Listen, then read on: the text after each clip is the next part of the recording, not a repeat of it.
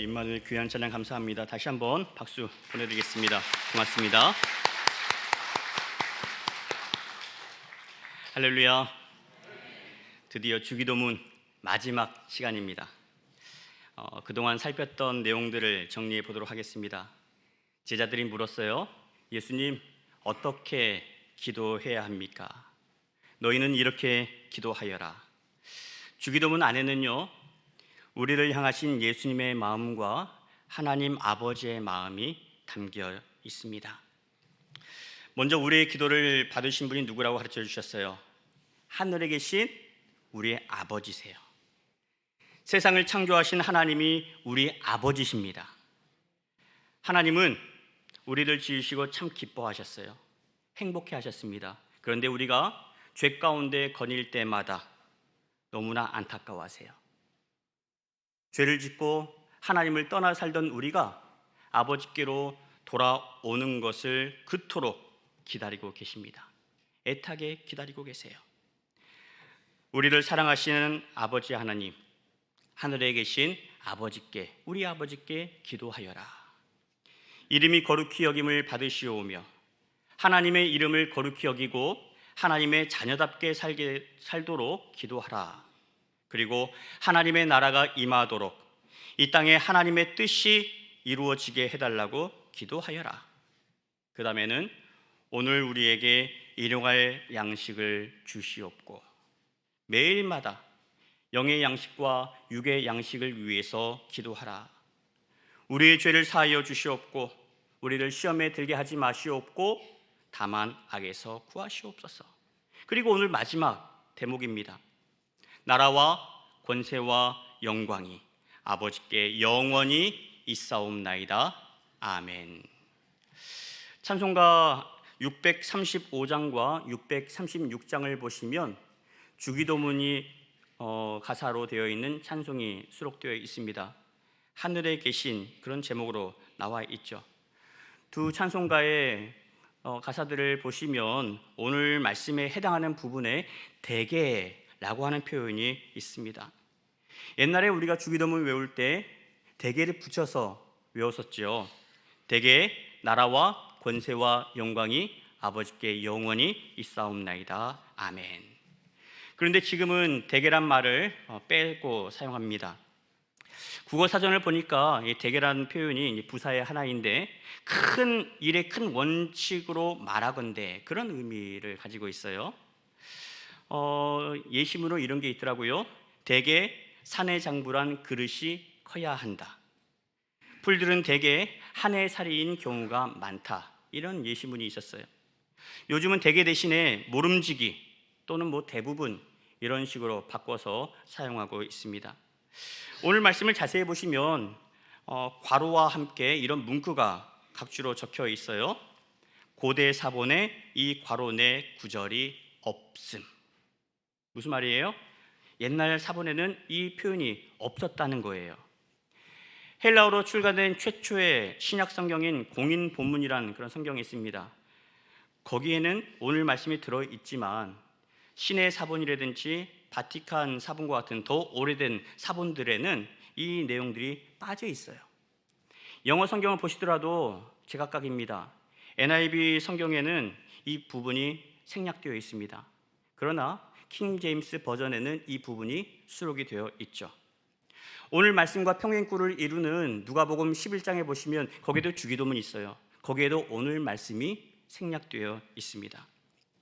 이처럼 초기 사본에 오늘 말씀이 없다는 것은 아마도 예수님께서 이 부분을 말씀하지 않으셨기 때문은 아닐까 그렇게 추측해 볼 수 있겠습니다. 그렇다면 오늘 본문이 후대 사람들에 의해서 첨가되었다라고 하는 건데 그러면 추가된 이유가 뭘까요? 유대인들은 기도를 마칠 때에 성령으로 마쳐야 제대로 된 기도다라고 그렇게 여겼던 사람들입니다. 따라서 예수님께서 가르쳐 주신 기도도 이제 형식을 갖추기 위해서 본문 맨 마지막에 오늘 이 대목이 첨가되었다라고 얘기하는 학자들이 있어요. 이유야 어쨌든 우리는 오늘도 주기도문을 우리 함께 기도할 때에 오늘 본문을 넣어서 우리도 기도하고 있죠. 또 하나 오늘 말씀이 기록된 이제 후기 그 사본들을 보면 호티라고 하는 접속사로 연결되는 것을 볼 수 있습니다. because 왜냐하면 그런 의미의 접속사예요. 앞에서 언급했던 내용들을 부연 설명해주고 꾸며주는 역할을 하는 접속사입니다. 오늘 말씀의 호티 왜냐하면 이 접속사를 넣어서 읽으면 이런 느낌으로 대할 수 있어요. 왜냐하면 나라와 권세와 영광이 영원히 아버지께 있기 때문에 그렇습니다. 초기 사본에 없던 구절이 성경에 기록된 이유를 크게 두 가지로 우리가 살펴볼 수 있습니다. 첫 번째로 기도의 방향과 결과가 항상 하나님 아버지께 향하게 하기 위해서 쐐기를 박는 그런 대목이다라고 얘기를 하는 경우가 있고요. 둘째로 기도하는 행위가 율법주의로 빠지지 않도록 도와주기 위해서 들어갔다 이렇게 보는 견해가 있습니다. 당시 종교 지도자들은 어땠어요? 그들의 경건 행위, 기도하고 금식하고 구제하는 그런 사역들을 하나님을 위해서 한 게 아니었습니다. 자기들의 의를 드러내기 위한 하나의 수단에 불과했던 것이죠. 여러분, 하나님께서 이스라엘 백성들 택하시고 저들을 하나님의 백성으로 삼으신 이유가 뭐죠? 이사야 42장 6절에 보면 잘 나와 있습니다. 나 여호와가 의로 너를 불렀은즉 내가 내 손을 잡아 너를 보호하며 너를 세워 백성의 언약과 이방의 빛이 되게 하리니. 이게 이스라엘 백성들 택하신 하나님의 목적입니다. 그런데 종교 지도자들은 하나님께서 저들을 부르신 목적을 잃어버렸습니다. 이스라엘 백성으로서 감당해야 할 사명을 잃어버렸고요. 하나님의 자녀로서 가져야 할 정체성마저도 잃어버렸습니다. 그러다 보니까 하나님이 우리를 부르시고 택하신 것도 우리가 잘났기 때문에 우리를 들어 쓰셨다 이렇게 이해하게 된 거죠. 이러한 생각은 결국에는 잘못된 그런 사상으로, 선민 사상으로 발전하고 맙니다. 그래서 많은 학자들이 기도하는 사람들로 하여금 이런 율법주의자들처럼, 종교 지도자들처럼 되지 않게끔 기도의 방향이 오직 하나님 아버지께만 영광 돌리게 하기 위해서 오늘 말씀이 들어왔다, 정경에 들어왔다, 그렇게 얘기를 하고 있어요. 여러분, 요즘 무엇을 위해 기도하고 계십니까? 연말이고 연초고 하다 보니까 내 자녀가 좋은 학교에 진학하고 좋은 직장에 들어가게 해달라고 기도하는 부모님들이 많이 있으실 겁니다. 이왕이면 돈도 많이 벌었으면 좋겠고요, 승진했으면 좋겠습니다. 성공하게 해달라고 기도하는 분들도 많이 있을 겁니다. 여러분, 물론 이런 기도 하셔야 해요. 그러나 이렇게 기도하는 목적이 더 중요합니다. 그저 좋은 학교에 들어가고 좋은 직장에 들어가기 위해서 기도하면 이건 곤란하다는 거예요. 우리 자녀가 왜 좋은 학교에 가야 하는지, 왜 좋은 직장에 들어가야 하는지 목적이 더 중요합니다. 우리 자녀들이 원하는 자리에 서서 그곳에 세워주신 하나님을 인정하고 하나님을 찬양하고 거기서 하나님께서 행하실 그 일을 드러내기 위해 그곳에 서도록 기도하셔야 하는 거예요. 그곳에 서서 하나님의 뜻을 드러낼 수 있고 하나님의 뜻을 이뤄낼 수 있는 통로로 쓰임받기 위해서 우리 자녀를 그 자리에 세워주십시오. 이를 위해서 여러분 기도할 수 있기를 바랍니다. 말씀으로 돌아갑니다. 나라와 권세와 영광이 아버지께 영원히 있사옵나이다. 먼저 나라가 아버지께 영원히 있습니다. 이 기도예요. 여기서 말하는 나라는 하나님께서 다스리는 나라를 얘기합니다. 우리는 이 땅에 사는 동안 세상의 법도 지키셔야 해요. 그러나 먼저 하나님의 다스림을 받아야 하고 말씀대로 사셔야 합니다. 그런데 이게 쉽지 않아요. 그냥 되지 않습니다. 결단이 필요합니다. 여러분, 기독교를 박해하는 국가들을 보십시오. 지금도 신앙 지키기 위해서 숨어서 예배 드리고 그리고 목숨을 걸고 믿음 생활을 하는 분들이 얼마나 많은지 모릅니다. 여러분, 이에 비하면 우리는 얼마나 좋은 여건에서 신앙생활을 하고 있습니까? 여러분, 우리가 그냥 주어진 이럴 게 아니잖아요. 수많은 믿음의 선진들이 정말로 피를 흘리고 목숨을 바쳐서 이뤄낸 그런 결과들 아닙니까?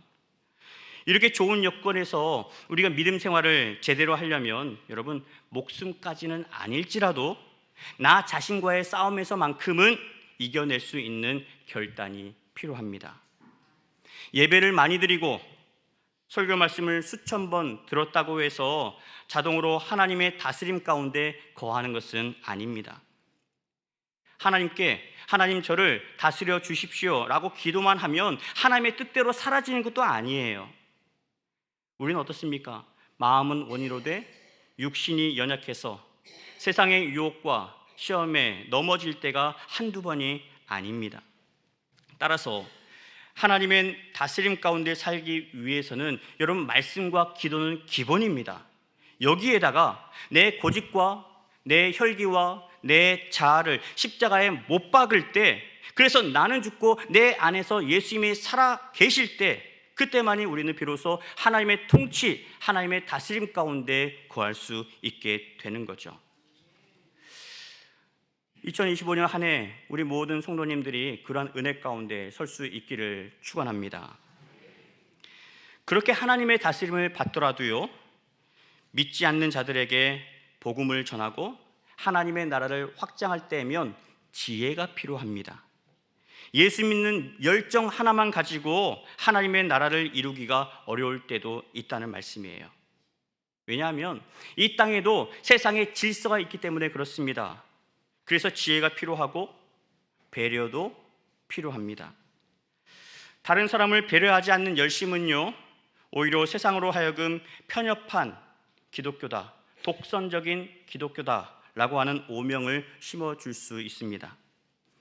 지혜롭지 못한 열심은 때로는 나만 옳다는 쪽으로 흘러갈 수도 있기에 그런 거죠. 그래서 이렇게 기도하며 나가셔야 됩니다. 하나님, 저에게 지혜를 주세요. 그래서 우리 가족 모두가 하나님의 다스림 가운데 거하게 도와주세요. 하나님, 저에게 사랑하는 마음을 주세요. 영혼을 사랑하는 마음을 주세요. 그래서 일터에 하나님의 사랑을 넉넉히 전하고 싶습니다. 여러분, 말로만 그치는 것이 아니라요, 예수님처럼 희생하고 예수님처럼 겸손하게 섬겨서 우리 가정과 우리 일터 가운데, 그리고 우리 모든 살아가는 삶의 현장 가운데 하나님의 나라를 멋지게 일구어 갈 수 있는 저와 여러분 될 수 있기를 축원합니다. 그럴 때 여러분이 서 있는 그 자리가 하나님의 나라가 될 것이고, 하나님께서 주시는 평화가, 샬롬의 은혜가 임하게 될 줄로 믿습니다. 다음으로 권세가 아버지께 영원히 있사옵나이다.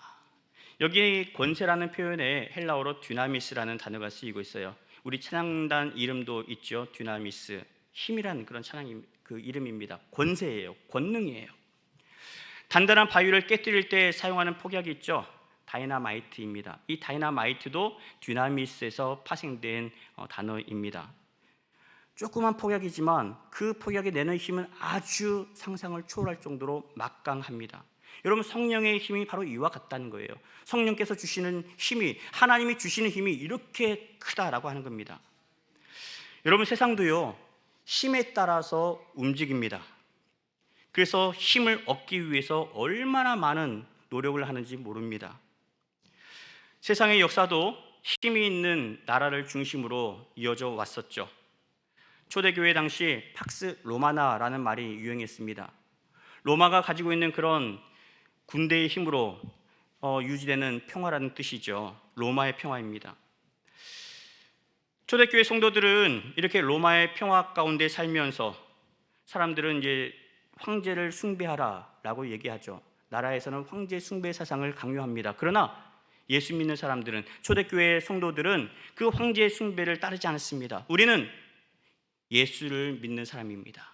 우리는 하나님만 믿는 사람입니다. 하나님에게만 엎드리는 사람입니다. 로마가 아무리 억압하고 박해할지라도, 힘으로 억누를지라도 이들은 굴하지 않았습니다. 끝까지 복음 앞에 섰고 예수님을 따랐고 하나님의 말씀 앞에만 엎드렸던 사람들인 거죠. 여러분, 이 믿음이 있었기 때문에 그 어려운 박해 속에서도 믿음이 이어질 수 있었고, 오늘 우리가 이 자리까지 예배드릴 수 있는 아름다운 전통이 생겨난 줄로 믿습니다. 그러나 지금은요, 세계가 무력보다는 돈이 이끄는 세상이 되고 말았습니다. 돈이 가지고 있는 힘이 아주 상상을 초월하죠. 온 세상이 돈의 흐름을 따라 움직입니다. 모든 일의 가치 판단의 기준이 이제 힘이 아니에요. 돈이 되고 말았습니다. 돈이면 다 되는 세상에 살고 있습니다. 여러분 어떻습니까? 돈이면 다 된다는 세상 속에 살면서 돈이 되는 일에 마음을 빼앗기지는 않으셨습니까? 많은 사람이 권세를 얻기 위해서 수단과 방법을 가리지 않고 있는 이때 모든 권세가 영원히 아버지께만 있다고 고백하고 계십니까? 여러분 이렇게 고백하는 것은요 쉬운 고백이 아니에요. 더 이상 돈을 가치 판단의 기준으로 삼지 않겠다고 선언하는 고백과 같기에 그렇습니다. 내 인생의 목적을 그저 돈 많이 벌고 세상에서 성공하는 데 두지 않고 하나님께서 부르신 목적을 따라서 복음을 전하면서 하나님의 뜻을 이루며 살겠습니다 라고 선언하는 그런 신앙인과 같다는 거죠. 많은 사람이 돈 때문에 무너집니다. 나라를 위해서 한 몸 바치겠습니다 그렇게 얘기하던 정치인들도 권력 앞에 서게 되면 돈 때문에 무너집니다. 너도 나도 할 것 없이 돈 때문에 무너집니다. 여러분 그런 가운데 우리가 하나님의 자녀로 살기 위해서는 하나님의 백성답게 살고자 한다면 이 고백이 필요한 거예요. 우리의 힘과 소망은 오직 예수님에게만 있습니다. 여러분 이 고백만이 우리 믿음을 지키는 길이고요, 교회가 세상에서 빛과 소금의 역할을 감당할 수 있는 길입니다. 예수님이 이런 모습을 보여주셨잖아요. 예수님께서 말씀하시고 보여주셨던 권세는 칼에서 비롯된 게 아니었습니다. 힘으로 얻는 권세가 아니었어요. 사람들이 예수님을 잡기 위해 군대를 동원해서 찾아오죠. 이때 베드로가 품에서 칼을 꺼내가지고 말구의 귀를 잘라버립니다. 예수님이 그때 이 말씀을 하시죠. 마태복음 26장 52절입니다. 내 칼을 도로 칼집에 꽂으라. 칼을 가지는 자는 다 칼로 망하느니라. 그렇습니다. 칼로 흥하는 자, 칼로 망하게 되어 있습니다. 참된 힘은 칼에서 나오지 않습니다. 섬김에서 나옵니다. 희생에서 나오고요, 사랑에서 나오는 법입니다. 참된 힘은 돈을 움켜쥐는 데서 나오지 않습니다. 그 손을 펴서 물질을 흘려보내는 데서 나오게 되어 있는 거예요. 말씀으로 세상을 창조하신 하나님께서, 말씀이신 하나님께서 인간의 몸을 입으시고 이 땅에 오셔서 섬기고 나누시면서 참 사랑이 무엇인지를 가르쳐 주셨습니다. 그 절정이 바로 십자가에 당신의 몸을 내어주셨던 사건 아닙니까? 따라서 우리도 예수님을 닮고자 한다면, 예수님과 동행하고자 한다면 예수님 말씀대로 각각 자기 십자가를 지고서 예수님을 따라 나서야 하는 겁니다. 손해 없이 되지 않습니다. 희생 없이 되지 않습니다. 배려 없이 되지 않습니다. 예수님 말씀을 가지고 세상을 비춰야 하는 것이고요, 소금처럼 희생하며 섬겨야 가능한 일입니다. 교회가 다시 세상의 등불이 되어야 되고 희망의 아이콘이 되어야 할 때입니다. 그러려면 더 이상 돈이 목표가 되면 안 됩니다. 세상의 성공, 눈에 보이는 화려한 것들이 목표가 되면 안 됩니다. 예수님께서 보여주신 사랑과 섬김과 헌신만이 우리 가정을 살리고 교회를 교회답게 하고 더 나아가 세상을 변화시킬 수 있는 거죠. 마지막으로 영광이 아버지께 영원히 있사옵나이다. 여기서 말하는 영광은 빛나고 아름다운 상태를 말하는데, 이 단어 자체가 워낙 추상적인 개념이기 때문에 우리가 이 표현을 말로 드러낸다는 것이 쉽지 않습니다. 그러면 성경에서는 이 영광이라는 표현이 어떻게 쓰였는지를 보면 우리가 이 영광의 의미를 좀 더 유추하는 데 도움이 되겠죠. 구약과 신약의 말씀을 한 곳씩 보도록 하겠습니다. 먼저 구약입니다. 출애굽기 16장 7절 상반절에 이렇게 말씀하죠.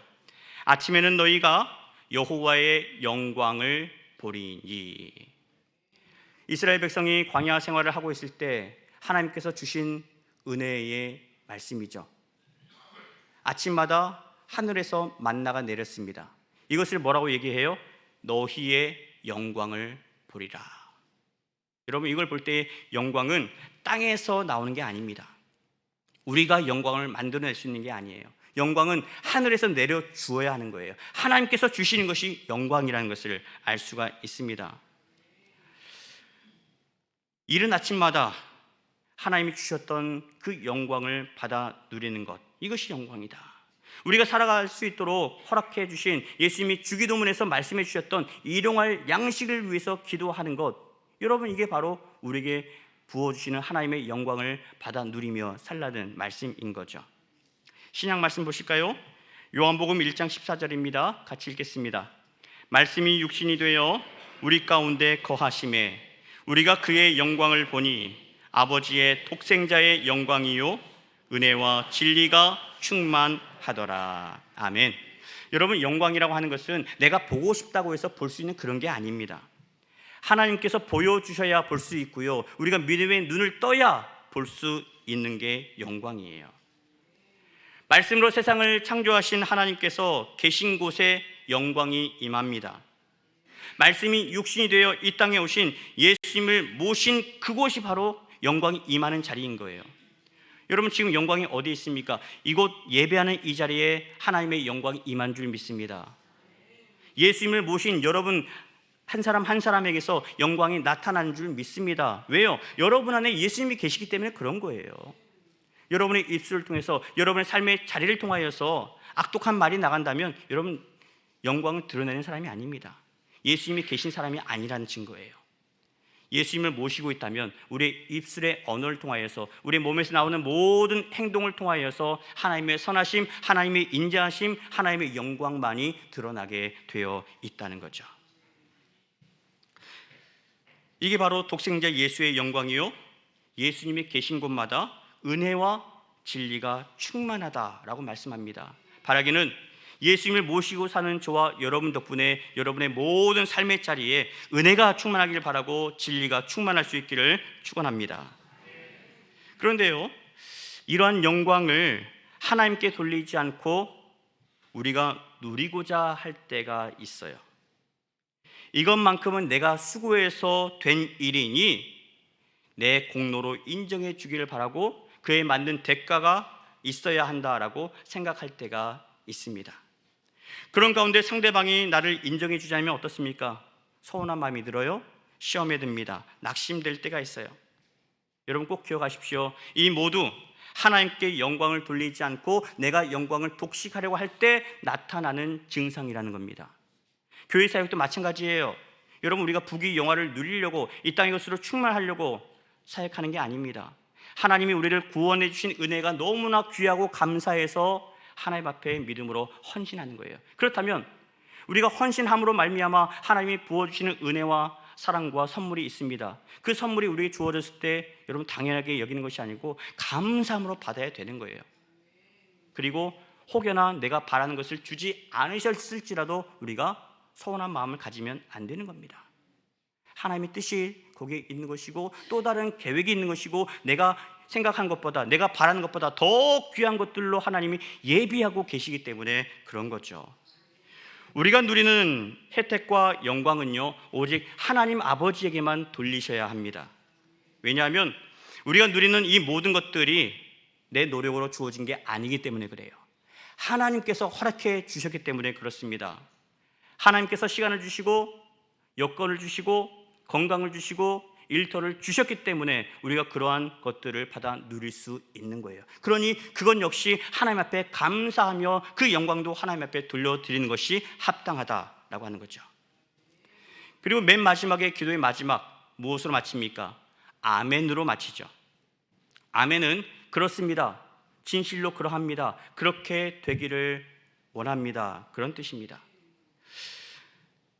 따라서 예수님께서 우리가 가르쳐 주신 기대로 기도하고 아멘으로 고백한다면 여러분 잘 들으십시오.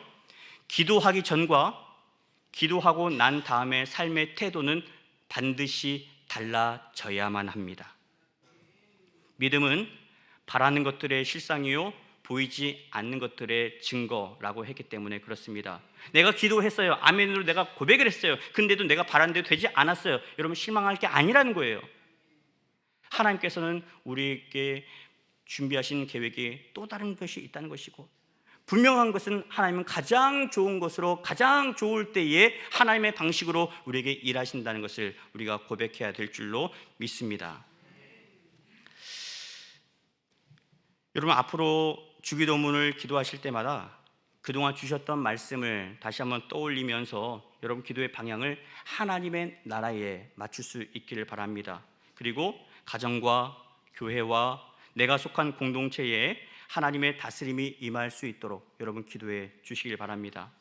하나님, 우리가 드리는 기도가 하나님의 나라를 여는 열쇠가 되게 하시고, 우리의 기도가 하나님의 능력을 드러내는 통로가 되게 하시고, 우리의 기도를 통해서 하나님의 영광만이 나타나게 하여 주옵소서. 이번 한 주도 예수님께서 가르쳐주신 이 기도를 우리가 믿음으로 고백하면서 하나님의 나라를 멋지게 열어가는 우리 제주 동부교회 모든 성도들 될 수 있기를 예수 그리스도의 이름으로 축원합니다. 하나님 감사합니다. 오늘 말씀을 통하여서 주기도문을 결론 지었습니다. 하나님의 나라를 위해서 기도하여라. 공동체를 위해서 기도하여라. 다시 한번 하나님 품에 설 수 있도록 우리가 깨어 기도할 수 있는 우리 모든 성도들 될 수 있기를 원합니다. 우리가 믿음으로 기도했다면, 아멘으로 화답했다면, 이제 기도하기 전과 기도한 후의 모습이 달라질 수 있기를 원합니다. 기도했는데도 불안한 마음으로 살지 않게 하여 주시고, 낙심 가운데 있지 않게 하여 주시고, 믿음으로 승리할 수 있는 우리 모든 성도들 되게 하여 주옵소서. 여러 가지 일들로 인하여서 슬픔 가운데 있는 성도들 있습니까? 하나님, 흐르는 눈물 닦아주시길 원하고, 그 모든 과정을 통하여서 다시 한번 하나님의 계획을 깨닫게 하여 주시고, 지금 서 있는 자리에서 하나님을 힘껏 찬양하며 하나님의 나라를 위해 살아갈 수 있는 복된 성도들 되게 하여 주옵소서. 예수님의 이름으로 기도합니다. 아멘. 우리 함께 635장으로 찬양하며 결단하도록 하겠습니다. 635장입니다. 일어나서 함께 찬양하시죠.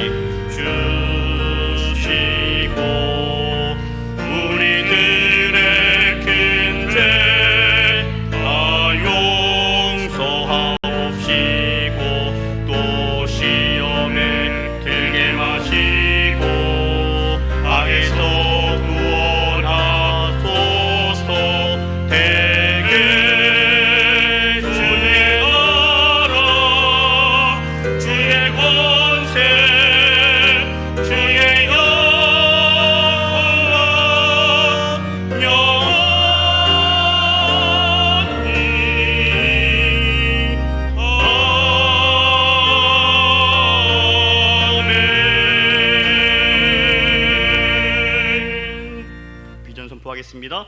예수님과 함께하는, 예수님과 함께하는, 예수님과 함께하는, 이제는 우리 구주 예수 그리스도의 은혜와 아버지 하나님의 그 크신 사랑하심과 성령님의 인도하시고 돌보시는 거룩하신 역사하심이, 너희는 이제 이렇게 기도하라 하신 예수님의 기도 제목 주기도문을 가지고 힘껏 기도하기로 다짐하는 주의 모든 권속들 머리 위에 이제로부터 세상 끝날까지 함께 계시옵기를 간절히 축원하옵나이다. 아멘.